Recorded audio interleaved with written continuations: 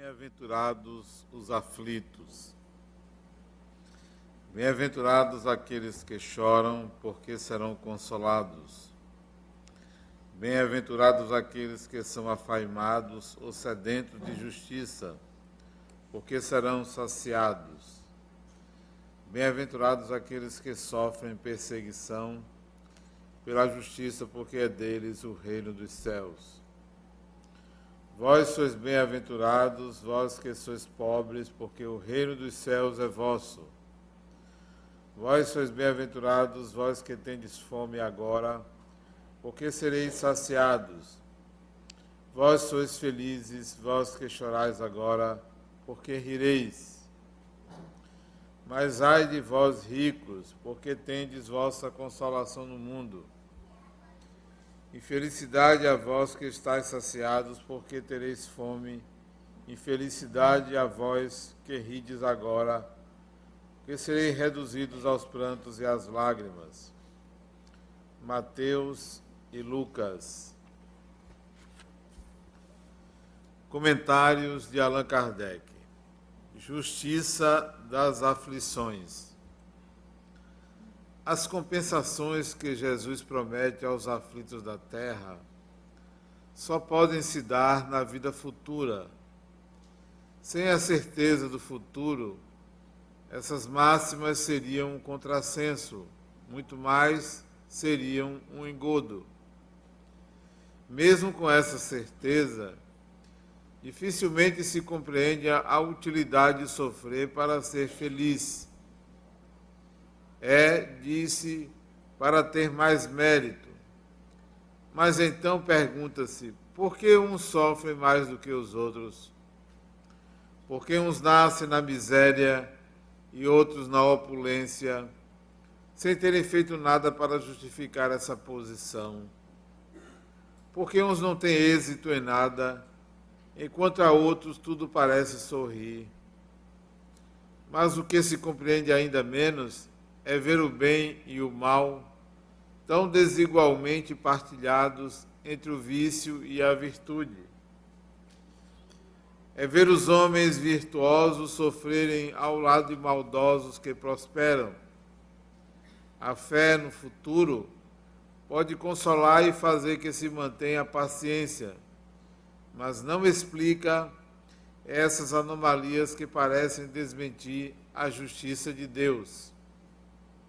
Contudo, desde que se admita Deus, não se pode concebê-lo sem o infinito das perfeições. Ele deve ser todo poder, toda justiça, toda bondade, sem o que não seria Deus. Se Deus é soberanamente bom e justo, ele não pode agir com capricho nem com parcialidade. As vicissitudes da vida têm, portanto, uma causa. E dado que Deus é justo, esta causa deve ser justa. Eis do que cada um deve se compenetrar. Deus pôs os homens no caminho desta causa pelos ensinamentos de Jesus e, atualmente, julgando-os bastante maduros para compreendê-la, ele a revelou inteiramente pelo Espiritismo, quer dizer, pela voz dos Espíritos. Vamos analisar esse capítulo 5. A fala de Jesus sobre o consolo das aflições atende a uma necessidade humana. Quem aqui nunca se viu numa aflição? Quem nunca se deparou com uma dificuldade e necessitou de ajuda, ou pelo menos pediu ajuda a Deus? A maioria de nós, inclusive, já viveu situações em que o consolo da aflição foi fundamental para se manter a tranquilidade, a paciência e a disposição de enfrentar aquilo que lhe parecia ser uma aflição. Mas vamos voltar à época em que essas palavras foram ditas e depois trazê-las à atualidade. O povo judeu, à época de Jesus, vivia uma situação muito diferente do que nós vivemos hoje. Uma situação de opressão. Era um povo dominado. Era um povo que seguia as regras dos romanos. Eram espoliados. Mas, independentemente desse fato histórico, entre eles, entre os próprios judeus, independentemente de fato do jugo que eles vinham do Egito, havia desigualdades muito grandes, como em toda a sociedade. Não há uma sociedade no mundo que não haja desigualdades. O país mais rico do mundo também tem pobreza e tem miséria, miséria material, além da moral. Então, entre eles, havia uma desigualdade muito grande. E a fala, bem-aventurados aflitos, era dirigida a esta parte da população que se sentia inferior, que se sentia sofredora. Mas a fala não deve ser entendida como o estado em que você se encontra é o estado de felicidade. Permaneça em aflição que você é bem-aventurado. Não, não podemos entender dessa forma.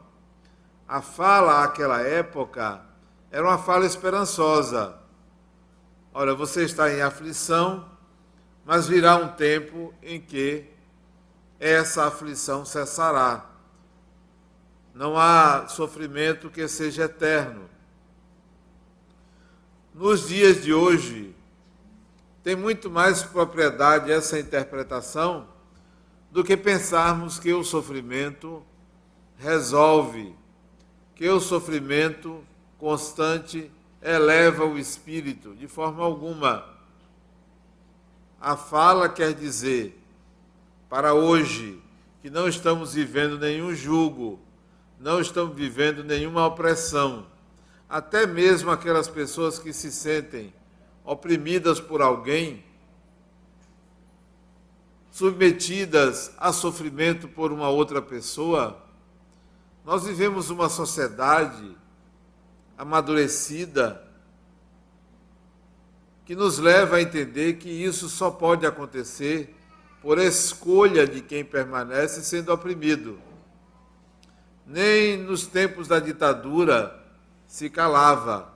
Então, uma pessoa hoje que se sente oprimida por outra, seja até numa relação marital, é uma escolha. Não pode se queixar do outro.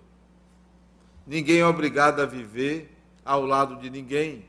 Ninguém é obrigado a se calar sempre e a sofrer pela determinação de outra pessoa. Então, a aflição, ela tem um tempo, a aflição tem uma fase.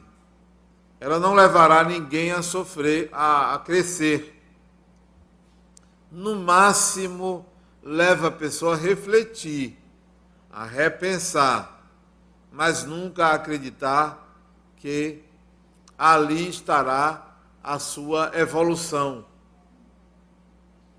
Nos dias de hoje, então, toda aflição que o indivíduo passa tem solução, tem saída, tem possibilidades infinitas de resolução. Então, o bem-aventurados aflitos quer dizer, você sairá dessa situação, porém com o seu esforço, porém com o seu aprendizado, porém com a sua determinação. Muito fácil seria pensar que as aflições podem ser resolvidas com um punhado de orações, ou com a ajuda dos espíritos, ou com a ajuda de Deus. É muito fácil pensar assim. Isso é uma espécie de isca. Há uma matriz em nossa mente que nos faz pensar assim: se a situação está difícil, se eu vou entrar em colapso, para que eu não enlouqueça, para que eu não morra, para que eu não perda, eu vou recorrer a uma mágica. E a mágica tem o nome de Deus. Não que a gente não deva recorrer a Deus, mas cuide para que isso não se torne um vício, uma fuga. Essa é a razão porque a religião tem sido criticada como uma fuga, porque ela pode viciar o crente, o espírita, ou qualquer que seja a sua denominação, o crente em alguma coisa, pode viciar em acreditar que Deus sempre vai lhe ajudar. Basta que você peça, basta que você ore. Sua aflição pode ser resolvida num passe de mágica. Ou vá num centro espírita que lá resolve. Resolve o quê? Resolve a vida de uma pessoa? Nunca. A sua vida é resolvida por você. Resolve momentaneamente aquela situação de aflição? É possível. Mas aquela situação de aflição não é um fim. É consequência. É meio. É algo que acontece dentro de um processo maior. Então, resolvida a questão, seja por meios mágicos, seja por meios míticos, seja por meios transcendentes, seja por um espírito, seja pela medicina, seja pela psicologia, seja pelo dinheiro, qualquer que seja a forma de resolver a sua aflição, o processo de vida continua. Você tem que viver, você tem que conquistar habilidades, você tem que crescer. Não há como fugir de si mesmo. Não há como você encontrar um atalho e nesse atalho o menor esforço e a inércia ser a solução para nenhuma aflição. Uma das grandes dificuldades das pessoas aflitas, das pessoas que sofrem, eu não sei se aqui tem alguém que está em aflição ou em sofrimento, mas serve para você. Uma das grandes dificuldades das pessoas é aprender a dizer não.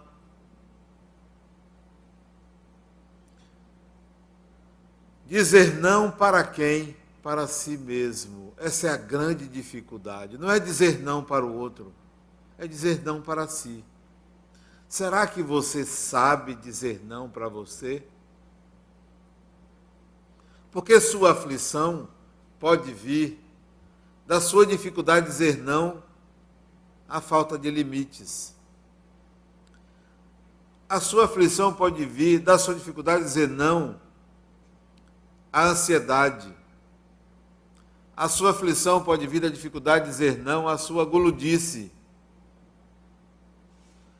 A sua aflição pode ser da sua dificuldade de dizer não ao seu orgulho. A sua aflição pode vir da sua dificuldade de dizer não ao seu egoísmo. E a gente pensa que tem que dizer não ao outro. Se uma pessoa me agride uma vez,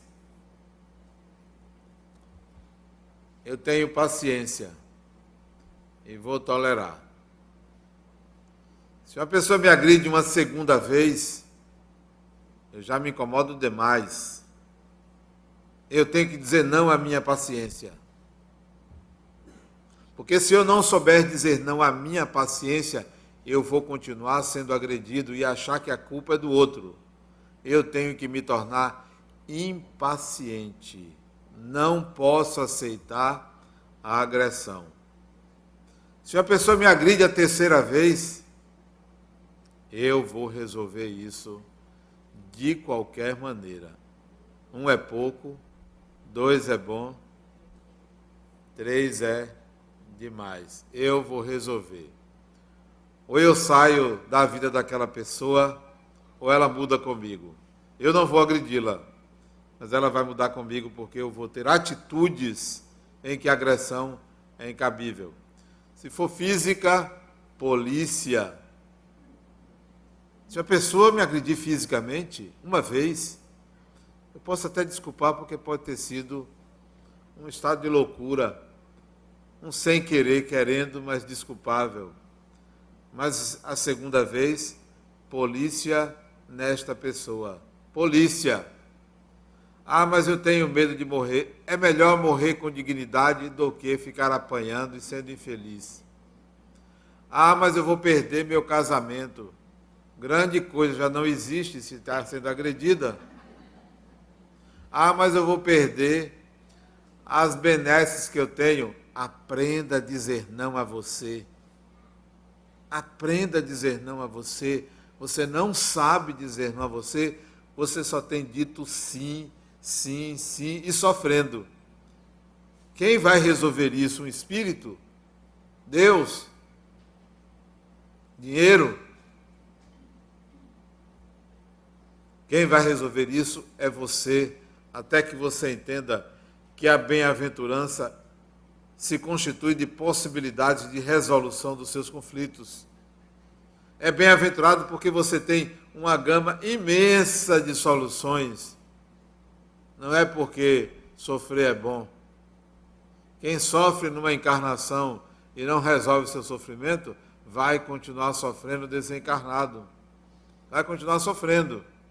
Não tem mágica. Não tem saída para o espírito senão aprender consigo mesmo. Você é o seu problema, você é a sua solução. Então, por que acreditar que a aflição é a solução? Eu vejo as pessoas fazerem penitências, prometer a Deus sacrifícios, prometer a Deus sacrifício para obter vantagens, ou obtendo a vantagem, fazer um sacrifício.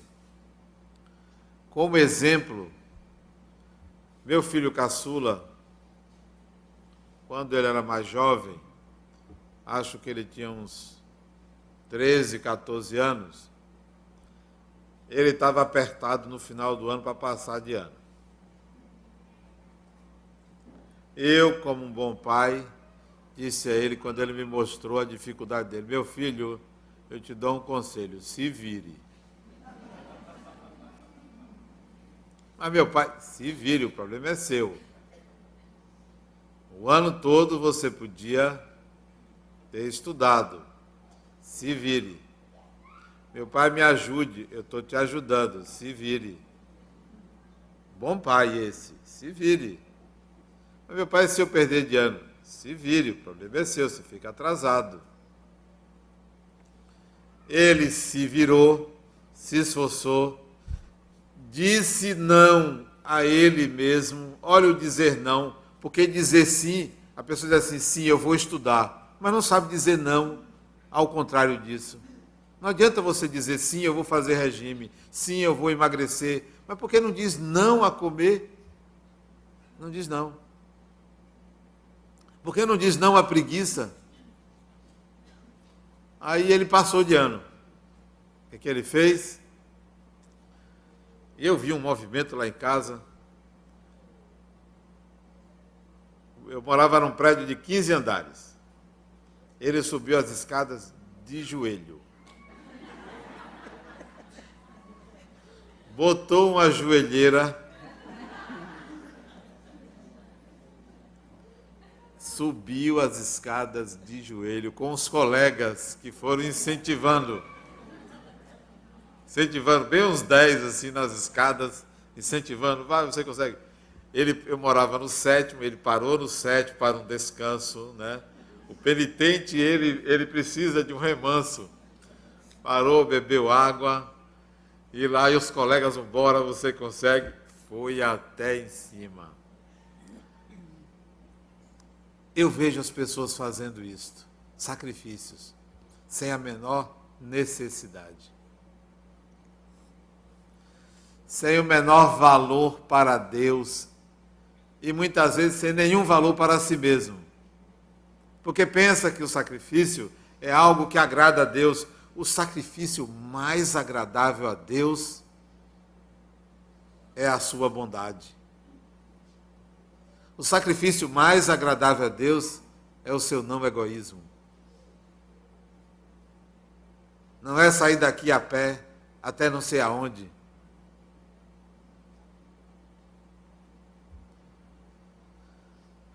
Vejo milhares, milhões de pessoas em procissões, demonstrando uma fé incrível, no momento em que choram, que comove os outros com o choro naquele momento, em reverência a esse ou aquele Deus, a esse ou aquele santo. Muito bonito,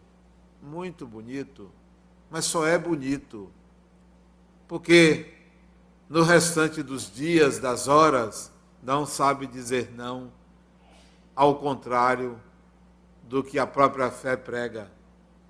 Qual o valor? Ah, Adenal, mas você também está sendo muito rígido, muito cruel. Não, simplesmente eu sei dizer não. Aprendi a dizer não a mim mesmo. Quando eu não digo não a mim mesmo, eu aprendi a assumir as consequências por dizer sim. Porque tem gente que não sabe dizer não a si mesmo, diz constantemente sim a si mesmo e não assume as consequências, dizendo a culpa é de fulano, a culpa é dos obsessores, a culpa é de não sei o que lá. Não só não sabe dizer não, como não assume a responsabilidade pelas consequências e dizer sempre sim. Bem-aventurados aflitos, não é para você ficar achando que o seu sofrimento é a melhor coisa que pode acontecer com você porque você está sofrendo. E que virá um anjo que cairá do céu e vai resolver a sua aflição. Na fala de Jesus, ele diz assim, que você tem o reino dos céus. Vós sois pobres, bem-aventurados, vós sois pobres, porque o reino dos céus é vosso. Parece um contrassenso. Você é pobre, mas você tem o reino dos céus. Aparentemente é um contrassenso para você descobrir que o reino dos céus serve como algo que cura todos os males, todas as aflições, todas as dificuldades.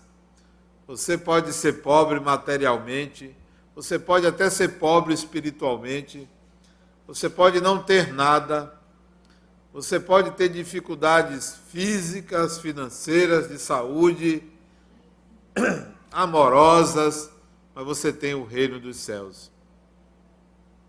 Cadê? Cadê esse reino? Me aponte que eu não encontro. Eu só encontro portas fechadas, eu só encontro dificuldades, eu só encontro contas a pagar, bandeira vermelha na luz, eu só encontro aflições. Cadê esse reino dos céus? Ah, tem sim. O problema é que você só tem dito sim e não diz não para que ele apareça.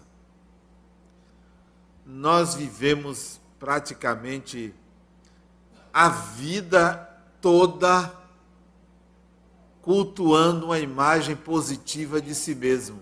A vida toda.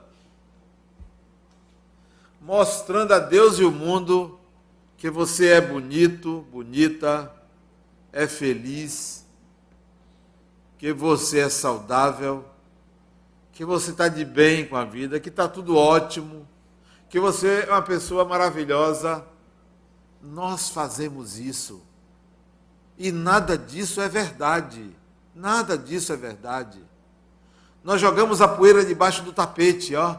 Não, eu não sou ruim, eu não sou feio, eu não sou doente, eu não sou isso, eu não sou aquilo. Você esconde tudo isso, o que não é verdade. Você pode dizer assim, mas Adenauer, como é que eu vou fazer isso? As pessoas não vão me tolerar. Claro que não vão. Que tal um equilíbrio? Que tal o uso adequado da sua imagem? Que tal aprender a demonstrar suas fragilidades quando pertinente? Que tal aprender a mostrar a sua incompetência quando necessário? Que tal mostrar a sua maldade para assumir as consequências dela? Não fazemos isso. Não dizemos não à exigência de estar sempre bem.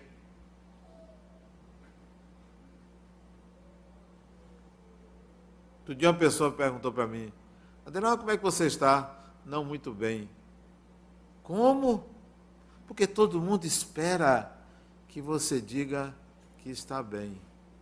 Aí eu disse, não muito bem. Como? O que houve? Eu disse, eu estou com vontade de torcer o pescoço de uma pessoa. Vixe Maria, e eu espero que não seja você.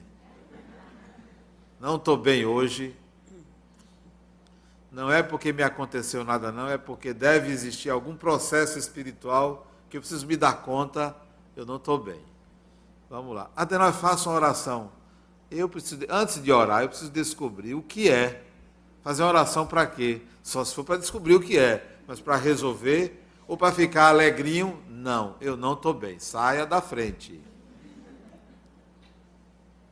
Imagine quando isso é com a mulher. Ainda bem que ela não está aqui. Outro dia, era dia de semana, né? Dia de trabalho, ela trabalha todo dia. Aí ela acordou, eu já tinha acordado, ela acordou fora da hora e perguntou, que dia é hoje? Eu disse, domingo.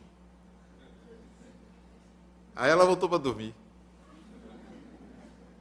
Ficou injuriada comigo porque chegou tarde do trabalho, né? Como é que você faz isso? Ah, eu não estava bem, queria sua companhia, né? Gente, diga não ao desejo imediatista de resolver tudo, a qualquer hora, a qualquer custo. A nossa mente foi condicionada a isso, tudo tem que ficar bem, tudo tem que ficar bem. Não, nem tudo tem que ficar bem. O equilíbrio é a oposição de tensões. A harmonia é o encontro de resultantes opostas. Não se iludam, não se enganem. O reino dos céus, ele vai aparecer quando você disser não à sua inércia, à sua falta de limites, à sua preguiça, à sua vaidade e à tendência a achar que tudo tem que estar resolvido. Tudo tem que estar resolvido. Não. O reino dos céus é uma disposição. O reino dos céus é uma disposição. O que é essa disposição? De sempre viver, de sempre enfrentar a vida, de sempre dialogar com quem quer que seja, de sempre estar onde quiser estar, de enfrentar a própria diversidade das coisas, das pessoas. O reino dos céus é uma disposição. Até mesmo a disposição de não fazer nada com tempo definido. Agora, eu não quero fazer nada. Isto é uma disposição. Agora, eu nunca quero fazer nada, não é o reino dos céus.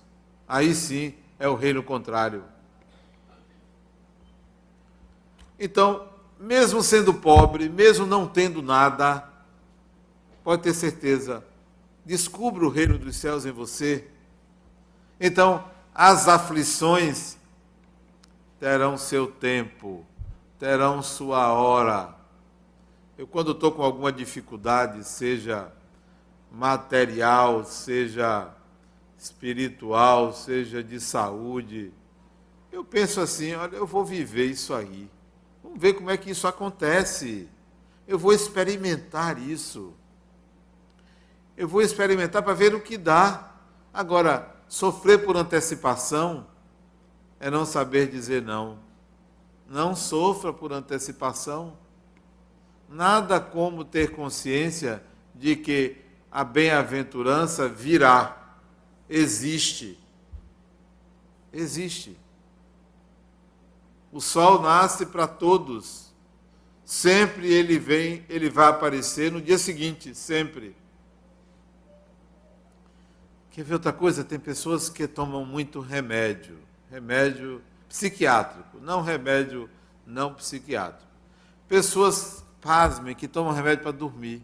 Existe gente que toma remédio para dormir. Tem pessoas que não conseguem conciliar o sono, tomam remédio. Tem gente assim, veja que maldade fazem consigo, porque não conseguem dizer não à consciência. Que tal dizer não à consciência? Não, você não vai me deixar preocupada, não. Eu vou dormir. Pode tirar seu cavalinho da chuva. Não vou me preocupar com nada. Mas não conseguem dizer não à consciência. Não conseguem dizer não ao que pensa que vai acontecer amanhã. Olha, vê se eu vou me preocupar com o que vai acontecer amanhã. Não vou me preocupar com o que vai acontecer amanhã. O amanhã tem seu dia, tem seu tempo. Ah, mas e se você for fazer uma prova amanhã? Eu me lembro quando eu era estudante. Meu primeiro curso foi de engenharia. Eu tinha 17 anos, ia completar 18 naquele ano, fui fazer vestibular. Mas como eu não gostava muito de estudar, eu fiquei brincando de baralho com meus amigos na noite anterior. Eu tinha que ir para a faculdade, chegar lá às 7 horas da manhã. Os portões abriam 7h30 para a prova, 8 horas. Aí eu fiquei entretido jogando baralho, 1 hora da manhã, 2 horas. Deu 6 horas e a gente estava jogando baralho. Disse, gente, eu preciso ir para fazer vestibular. Ah, mas você está ganhando. Você está jogando a dinheiro. Era coisa assim, se fosse hoje, R$1. Eu já estava ganhando acho que os R$10. Eu disse, então, fica com o dinheiro que eu tenho que tomar banho para a faculdade. Tomei banho, fui vestibular e passei. Por que eu vou me preocupar? É claro que isso é um exagero. Eu não faria isso hoje. Mas nunca fui de me preocupar com o dia seguinte. Tem sua hora, tem seu momento. Ah, vou fazer uma viagem amanhã, para não sei aonde, tem que acordar às 5 horas da manhã. Bota um despertador, preferencialmente 2. E se não conseguir acordar, peça alguém para lhe acordar, mas vá dormir. Não se preocupe com amanhã. O que é que tem amanhã? Vai casar. Eu me lembro do dia que eu casei. Casamento, né? Uma festa. Casei porque queria. Casei porque era bom, porque foi bom. Casei porque amava. Casei porque amava também a vida. Mas eu tinha que dar aula no curso básico de Espiritismo do centro. A aula era de 3 da tarde às 6 da tarde, o casamento era 8. Não contei conversa, dei minha aula, saí da Praça da Sé, peguei um ônibus, cheguei em casa às 6h30, tomei banho. Como eu estava sozinho, todo mundo já tinha ido para o casamento, eu chamei um irmão meu que morava perto para ir comigo e fui andando.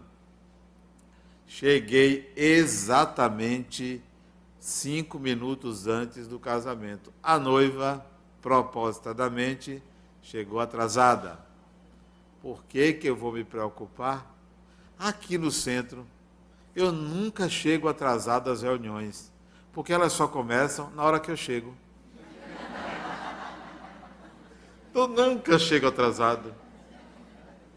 Pode começar às 8, eu posso chegar às 8h05, 8h10. Não é atraso, porque só começa quando eu chego. por que se preocupar com o dia de amanhã? Por que tomar remédio para dormir? Por que tomar remédio para ansiedade? Diga não ao seu desejo de viver uma coisa futura. Futuro a Deus pertence e ao Espírito para construir. As aflições podem ser resolvidas, primeiro internamente. Internamente. Porque a aflição não acontece fora da gente, ela acontece dentro da gente. Resolva internamente, porque externamente será consequência. Vamos dizer que você descobriu, vamos a um caso extremo, que você descobriu que está com câncer. Um câncer de mama. Já recebeu o diagnóstico e vai fazer a quimioterapia na semana que vem. Ora, nesse momento você está pensando que você vai morrer, claro.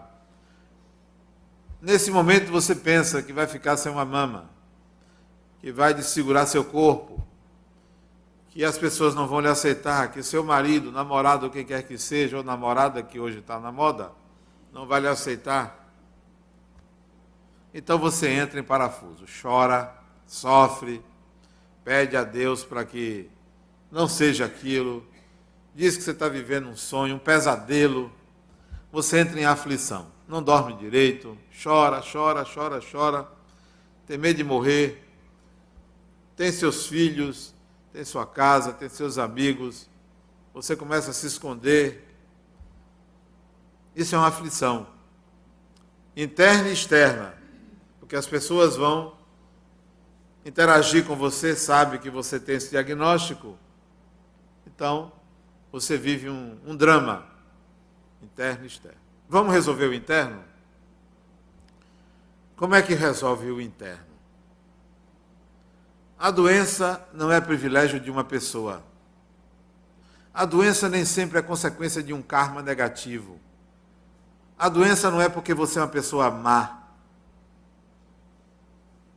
Nós temos o hábito de pensar, e tem muitos livros até que levam você a pensar que você adoeceu de uma coisa porque você fez algo no passado ou no presente. Como se nós não tivéssemos submetidos às condições atmosféricas. Como se nós não tivéssemos um corpo perecível. Como se o corpo fosse simplesmente consequência do nosso pensar. Fosse assim, na cadeia estava todo mundo de câncer. Fosse assim, na cadeia só tinha gente doente. E o que mais eu vejo é ladrão saudável. É um negócio impressionante. Não faça essa correlação linear. Então, como resolver internamente? Não se ache ruim pelo câncer, ou pela doença, ou pela aflição. Não se ache uma pessoa má. Saia do lugar de vítima. Diga não à vitimização. Como as pessoas gostam de se vitimizar. Eu não mereço. Coitadinha de mim. Logo eu. Tinha que ser o outro, né? É você porque você merece, porque é a sua vez. É a sua vez. Comece a ter uma outra ordem de raciocínio. Espera aí, eu vou morrer. Talvez não, talvez eu fique curada. Mas por que você não pensa em morrer? Mas eu não quero atrair. Criatura, você vai morrer atraindo ou não. A morte é um benefício concedido ao espírito. É um benefício. Ainda bem que se morre. Já pensou se a gente não morresse? Que trabalho ia dar? Que problema ia ser? Tem que morrer. Tem que aceitar o morrer como um presente de Deus. Não pense em morrer. Mas pense na morte como uma continuidade, como uma passagem, como uma viagem, como um até logo. Pense na morte diferente. Bom, eu posso morrer. Essa vida aí acaba, eu vou para outra. Vamos ver o que vem. Não vou me antecipar. Vou ver o que vem. Vou viver o que vem, eu não sei. Então, se prepare para a morte. Mas não se deprima como coitadinho ou coitadinha. porque a depressão é a síndrome da fuga da vítima. Encare a sua doença como alguém doente e siga os protocolos médicos. Siga os protocolos médicos. Eu vou viver, vou ver o que é isso. Eu vou sentir o que é não ter uma mama. Depois eu recomponho uma. Depois até melhora a outra. Olha que coisa boa. E se tirar as duas, eu vou botar duas novinhas. Pense, saia da doença, saia da reflexão inadequada, resolva internamente, diga não à vítima. Olha que eu estou falando de um câncer, pode ser qualquer coisa. Teve um baque financeiro, bateu o carro, a casa foi inundada, a empresa que você contratou para seus móveis faliu. Tem problema. Toda perda material é crédito para o espírito. Se é meu, volta. Volta. Toda perda material é crédito. Se me tirarem, eu tenho crédito. Vou tentar buscar. Se eu não conseguir, a vida me devolve. Porque me pertence, porque foi fruto do meu trabalho. Então, diga não à vítima. Resolva internamente a aflição. Vamos lá, vamos para a vida. Eu aprendi isso com meus pacientes. Eu tinha uma paciente, isso que eu estou falando é de uma paciente minha que ela teve um câncer de mama. Que criatura maravilhosa. Como eu aprendi com ela. Não usava uma peruca, saía carequinha. Carequinha. Feia que sou ela, sai carequinha. Mas feliz da vida, porque eu estou experimentando uma coisa que eu nunca vivi. Nunca vivi isso. Que aprendizado para mim. Que aprendizado. 1% faz assim, 99% tem que ficar ali consolando. Por quê? Porque não descobriram o reino dos céus, porque permanecem na aflição como uma recompensa interior agradável a Deus. Que Deus? Não é esse o Deus que se agradaria. Resolva externamente a aflição. Gente, não estou morta não. Estou viva. E eu dizia à minha paciente, quando é que você volta a trabalhar? Adenal, eu estou com catéter aqui. E daí? Você é profissional liberal? A trabalhar. Voltou a trabalhar, mesmo na quimioterapia. Volte a trabalhar. Não se canse, o seu trabalho não é cansativo. Você é psicóloga como eu, volte a atender. Não tem problema. Seus pacientes vão se sentir muito felizes em ver sua resiliência, que é a capacidade de superação, de retorno à condição original, de poder. Voltou a trabalhar carequinha. Às vezes sentia mal, pedia ao paciente, desmarcava sessões, mas volte a trabalhar. Tem gente não que se encosta a vida toda. Não, eu tive um câncer. Goze dos benefícios legais, pode gozar, se aposente se for dado esse direito, mas volte a trabalhar numa outra atividade, para que você diga não à inércia. A outra ficou viúva, não dava um prego. O marido bancava tudo, era o provedor. Tudo. Nunca trabalhou. Não trabalhava porque ele não deixava. Boa desculpa. Em tempos de hoje, século XXI, você se casar com um homem que não deixa você trabalhar, esse não presta. Pode trocar por meia dúzia, porque esse não presta. Não dava um prego. Ficou viúva, ele deixou um rombo enorme, né? Um rombo enorme. Ela pensou que tinha, mas não tinha mais. Vai trabalhar. Mas, Adenauer, eu já tenho 50 anos. Está jovem. 50 anos é metade da vida. Hoje a mulher vive 90, 100. De teimosia, até mais vive. A trabalhar, vai estudar. Vai estudar. Saia da vítima. A vida lhe deu esse presente. Ficou viúva. Às vezes é um presente, né?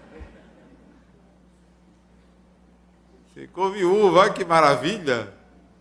Você estava chateada com ele. Já não gostava.